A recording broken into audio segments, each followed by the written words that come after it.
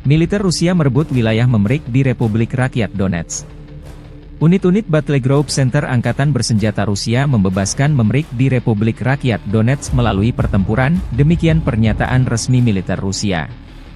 Unit-unit Battle Group Center Rusia melancarkan serangan terhadap formasi Brigade Infanteri ke-142 dan Brigade Jaeger ke-71 milik tentara Ukraina dan Brigade Pertahanan Teritorial ke-109 di sekitar Kalinovo, Mihailovka, Rosovka, dan Druzhba di Republik Rakyat Donetsk.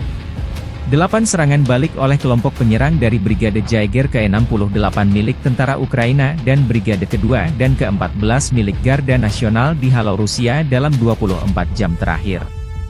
Menurut Kementerian Pertahanan Rusia, Angkatan Bersenjata Ukraina kehilangan hingga 560 personel, 4 kendaraan tempur lapis baja, 3 kendaraan bermotor, 1 meriam artileri gerak sendiri Akatsya 152 mm, 1 howitzer M-Stabe 152 mm, 1 meriam lapangan D-20 152 mm, dan 4 howitzer D-30 122 mm.